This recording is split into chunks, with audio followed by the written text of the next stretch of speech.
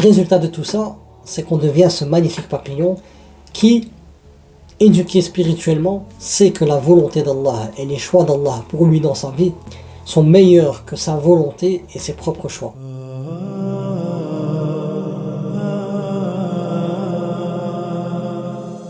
Bismillah ar-Rahman ar-Rahim, wassalatu wassalamu ala ashrafil mursalin, sayyidina wa nabiyina Muhammad, wa ala alihi wa ashabihi ajma'in. Souvent dans nos vies, on est confronté à certaines difficultés et souvent on rencontre beaucoup de personnes qui nous découragent.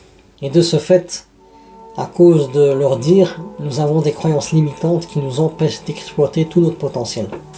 Allah subhanahu wa ta'ala, par sa sagesse, fait en sorte que nous rencontrons des personnes assagies par les épreuves, qui nous remontent le moral et qui nous aident à se défaire de ces croyances limitantes.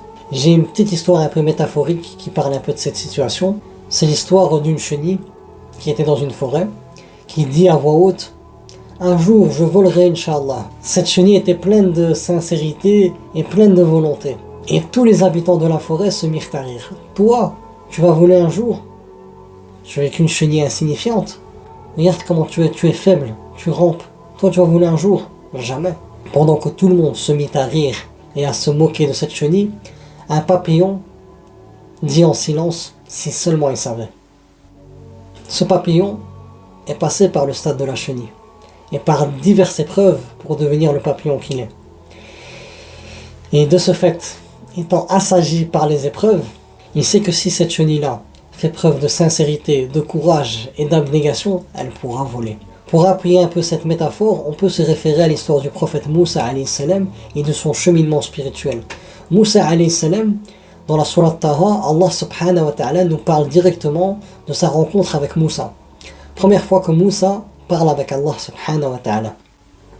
Allah subhanahu wa ta'ala, pour lui montrer sa puissance, lui a dit: oh Moussa, qu'est-ce que tu as dans ta main? Alors qu'Allah sait parfaitement ce que Moussa a dans sa main. Moussa alayhi salam lui dit que c'est son bâton et lui explique qu'est-ce qu'il fait avec ce bâton. Allah subhanahu wa ta'ala lui dit: jette ce bâton. Et lorsqu'il jeta le bâton se transforma en serpent. Et pour Moussa alayhi salam, ce fut quelque chose d'extraordinaire, au point qu'il a eu peur et qu'il s'est enfui, car il était au départ de son cheminement spirituel. Allah dit: oh Moussa, prends-le et n'aie pas peur, nous allons ramener à son état initial. Ce qui m'intéresse dans cette scène, c'est la réaction de Moussa. Moussa alayhi salam était pris de peur. Ensuite, Allah subhanahu wa ta'ala lui dit: oh Moussa, prends ta main et mets-la en dessous de ton aisselle. Et voici que sa main se mit à briller, d'une lumière éclatante. Ensuite, Allah subhanahu wa ta'ala annonce à Moussa qu'il l'a choisi pour être prophète et qu'il devait aller chez Pharaon pour prêcher le message de l'unicité. Moussa alayhi salam, encore une fois, était pris de peur, car il avait tué un homme parmi le peuple de Pharaon. Et de ce fait, il avait peur de revenir vers Pharaon. Allah subhanahu wa ta'ala lui dit encore une fois: oh Moussa, n'aie pas peur, je suis avec toi, j'entends et je vois. Ensuite, il a débattu avec Pharaon, et pour prouver sa véracité, qu'il ne mentait pas, il a montré les miracles qu'Allah subhanahu wa ta'ala lui avait montrés dans le mont Tour. Et Pharaon lui dit: c'est de la magie évidente. Il lui proposa de faire une battle avec des sorciers. Et Moussa alayhi salam choisit un moment où tout le peuple était réuni. Lorsque vint le jour de la battle, Moussa alayhi salam fit face à des centaines de sorciers. Et lorsqu'ils ont lancé leur bâton et qu'ils ont ensorcelé les yeux des gens, et notamment même de Moussa, ils sont venus avec une magie puissante. Et Moussa, en voyant cette illusion, a encore cette peur. Allah lui dit: pas avoir peur. C'est toi qui es au-dessus d'eux. On lance ton bâton, et lorsqu'il lance son bâton, subhanallah, il se transforme en serpent réel. Et ce serpent dévora tous les autres bâtons. Et tous les sorciers se prosternèrent et crurent en Allah subhanahu wa ta'ala. Pourquoi? Parce qu'ils maîtrisaient la sorcellerie. Ils savaient que la sorcellerie n'est que d'une illusion et que du faux. Et lorsqu'ils ont vu que le bâton de Moussa se transforma en un serpent réel et immense, ils se sont prosternés au point de désobéir à Pharaon. Et lorsqu'on avance encore dans son histoire, et que Pharaon décida de libérer le peuple d'Israël, et que Moussa alayhi salam entreprit un voyage avec le peuple d'Israël, à un certain moment, il voit que Pharaon est à ses trousses avec son armée et qu'ils sont prêts à les torturer, à les châtier. Moussa alayhi salam se retrouve devant la mer. Et cette scène est super intéressante. Moussa alayhi salam, alors que tout son peuple lui dit: on va être rattrapé, c'est tout, on est fichu. Moussa il dit: Kalla inna ma'aya rabbi sayahdin. Il lui dit: jamais, Allah est avec moi et il va me guider. Et là, ce qui est intéressant dans cette scène, c'est de voir que Moussa alayhi salam, il a une confiance absolue en Allah subhanahu wa ta'ala. Et c'est beau.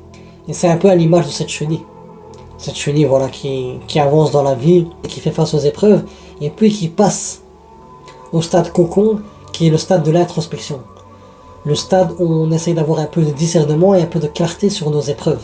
Une fois que Moussa alayhi salam a su faire preuve d'introspection, il a pu donner un sens à ses épreuves, et de ce fait, il a pu sortir de ce cocon pour devenir ce magnifique papillon plein de confiance en Allah subhanahu wa ta'ala. Car Allah subhanahu wa ta'ala a participé à la formation de Moussa alayhi salam. Et nous aussi, subhanallah adim, par rapport à notre cheminement spirituel, on va vivre diverses épreuves. Et une fois qu'on passe à cette introspection et essaie de donner un sens à nos épreuves, on peut devenir ce magnifique papillon qui est plein de confiance en Allah. Et ce qui nous permet de faire preuve d'introspection, c'est de savoir qu'Allah subhanahu wa ta'ala c'est l'alim, c'est le savant. Qu'Allah subhanahu wa ta'ala sait tout. Il connaît toutes les probabilités possibles, rien ne se cache d'Allah subhanahu wa ta'ala. Et deuxièmement, il faut savoir qu'Allah subhanahu wa ta'ala c'est le hakim. Al-hakim c'est celui-là qui fait la chose convenable, dans le moment convenable et de la manière convenable. Il faut savoir aussi qu'Allah subhanahu wa ta'ala c'est Arhamur Rahimin, c'est le plus miséricordieux des miséricordieux. Il veut le bien pour nous encore plus que nous-mêmes. Ajoutons à cela qu'Allah subhanahu wa ta'ala c'est Al-Mudabbir, c'est le planificateur, c'est lui qui planifie les choses dans nos vies à l'image de Moussa alayhi salam. Allah lui a fait vivre plusieurs événements pour tirer le meilleur de lui. Donc Allah il lui planifie les choses. Et Allah subhanahu wa ta'ala aussi c'est l'éducateur. C'est lui qui nous éduque à travers les épreuves. Donc une fois qu'on a tous ces outils, subhanallah al-azim, et qu'on en prend conscience et qu'on avance vers Allah subhanahu wa ta'ala, obligatoirement on passe du stade de la chenille, le stade des épreuves, au stade cocon, ce stade d'introspection.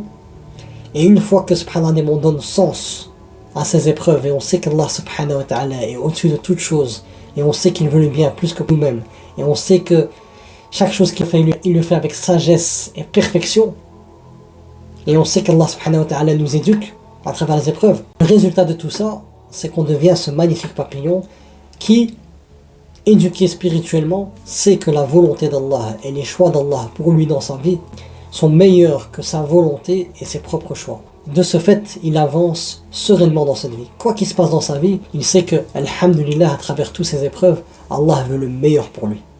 Et donc il marche sereinement et il va avec la vague comme elle vient, car il sait que l'auteur de cette vague, de cette épreuve, n'est autre que le plus miséricordieux, Ar-Rahman.